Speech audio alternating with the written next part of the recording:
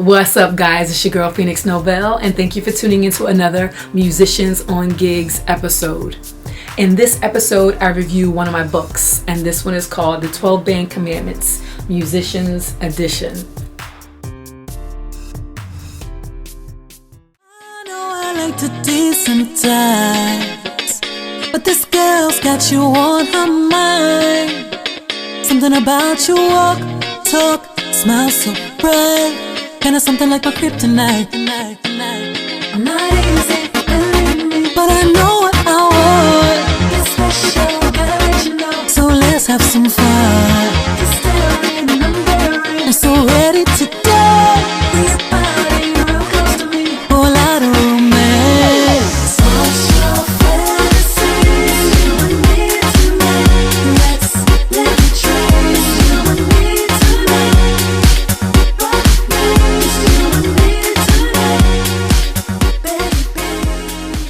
This book is available in ebook only, but I printed it just so that I can show you guys what it looks like and kind of have a little bit of a visual while I'm kind of running through it. Now, this is a pretty concise book, but I wanted to add some pictures of it, of me performing. I also promote another book that I wrote in here with a co-worker of mine named Christina Belenchenko. She's a Ukrainian. She's an amazing singer, and we co-wrote a book called How to Make and Break a Relationship. You can check that out. That's also available on my website at www.phoenixnovell.com. Okay, so in the 12 Band Commandments, the Musicians Edition, I have the 12 Band Commandments. I have 12 Ghetto Fabulous Band Commandments. I have my first comic series entitled Musicians on Gigs, and then a little section in the back about the author. We all know that they exist, right? And every band probably has their own kind of code of conduct. And I thought it would be a cool idea to create something just to kind of help bands materialize a list of rules that are just like unbreakable, right? Like basic.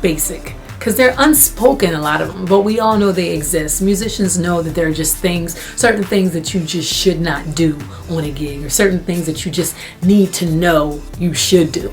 So in this book, I kind of outline that. And then I have a section of another 12 Ghetto Fabulous Band Commandments, the ones that are not as serious as the other 12, but more so like, for real, you gonna show up looking like that? Or for real, you ain't gonna sing, you ain't gonna sing the real lyrics to the song? So it was more simple, kind of goofy stuff to make you guys laugh. I wanted to share with you guys my favorite band commandment. And my favorite band commandment is actually the 10th band commandment, okay? And that is, thou shalt not remain if thine heart has already departed. And I'll read what I wrote about it. Some people remain for monetary reasons or fear of letting go and beginning something new. Although I understand these reasons, I can assure you that none of them are good enough to remain where you cannot be of the ultimate use or happy. If you no longer contribute to the growth of the unit, you will in fact become, dead weight. It's been situations like this for me. I'd probably say, when I first turned 30, I think that's when I started to feel like it was time for me to focus more on my original stuff and focus on other aspects of my creative artistry that I wanted to really give attention to. I remember doing this. Singapore was my first gig in 2008, and then I remember going back to Singapore years later. It was a different gig, but some of the same people who used to come and see me back in 2008 came to this show. A lot of them were married, a lot of them had kids, a lot of them, they were doing different stuff. And at this point, I didn't feel like, oh wow, it felt like I actually was asking myself, what have I accomplished? Like in between all those years of, first starting out here and then going back, I didn't feel like I had accomplished much. Yeah, I had seen quite a few different countries and, you know, had a lot more experience under my belt, but what really did I do in terms of my growth outside of just being a singer? And it was then that I wrote my first book, and that was 2017. And from there, I've written several other books and done other things. But anyway, I realized at that point that I wasn't feeling fulfilled, that my unhappiness or my sense of not really feeling like I was at my highest potential, it started to cloud my joy. And I wasn't a pleasant experience for my other band members. Like, I was in my own head, and I realized, you know what, I can't do this anymore. I can't gig like I used to gig. I used to gig, I mean, back to back. I was a gigaholic. And so when you just stay for a paycheck because you didn't save up enough money, right? Or you're too afraid to go off on your own or start something new, you are doing a disservice not only to yourself but to the unit, because that's room that you're taking up for other artists who would be a breath of fresh air.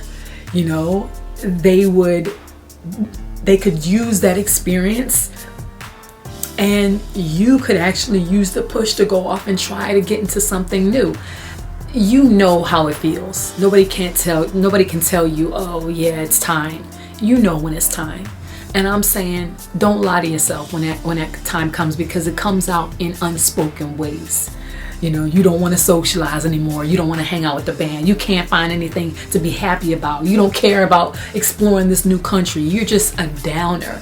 And you may not see it, but everybody else feels it. You may be a hell of a musician, but when it's time for you to kind of like take a break, because it helps you to stay fresh and to rejuvenate, and it also gives the unit a chance to grow and become whatever it needs to be, you know, for whoever is next, right? So that's my favorite band commandment. My favorite ghetto fabulous band commandment is number 8. Thou shalt learn and sing everyone's backing vocals. I'm gonna say that again. Thou shalt learn and sing everyone else's backing vocals. Like so many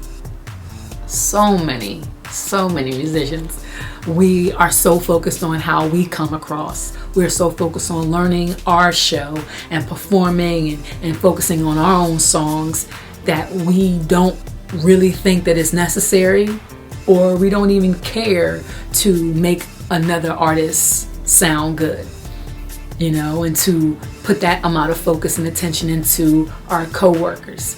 And people might not say anything, but I guarantee you the shows and the bands where the artists are a team and they help each other out on their backings and they make everybody's song come to life just as much as their own, you feel that show more. That's number one. You feel the show more because they're coming together. The camaraderie is so strong, and they're usually powerhouse musicians because they're learning how to step back. You know, I'm not always in the spotlight, but I don't have a problem with letting you be in the spotlight and supporting you, which helps my ear, helps train me, helps me learn, helps me a better ad-libber, a better musician all around. And now I know how to sing that song because I've listened to it enough to know, you know, the backing vocals. So if I learn the backing vocals, then I know these parts and these cues and everything. I could sing that song and I'm adding to my repertoire. I used to work with a lot of Filipinos when I was in Thailand. I'm gonna tell you something. First of all, it is what it is. Filipinos, they are insane musicians. Not only vocally, you know, they're there, but a lot of them have this range. They're insane, but they will sing anything. They will learn anything. Rock, jazz, hip hop, country. The song, and this has been multiple places that I work with Filipinos in the band. Their set list is like 3 times mine. I'm like, damn. I feel so inadequate. But it's impressive because they're not afraid and they don't stay in their comfort zone, and they're just not like, no, like they're gonna be like, yo, what's up? That's popular. If it's on top 40, they know it. when you are like that, when you support your team, when you come to the table with, with this team kind of oriented mentality, the gigs don't stop.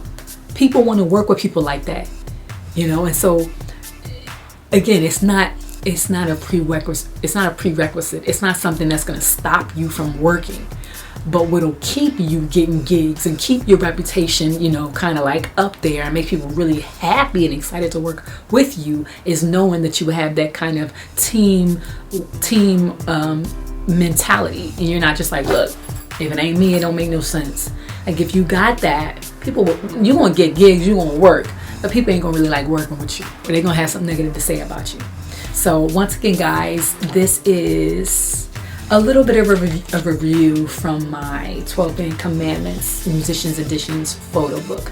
In here, you're going to see a total of 24 Band Commandments. Again, you're going to see my very first comic strip entitled Musicians on Gigs, and some cute little pictures of yours truly, designed by me.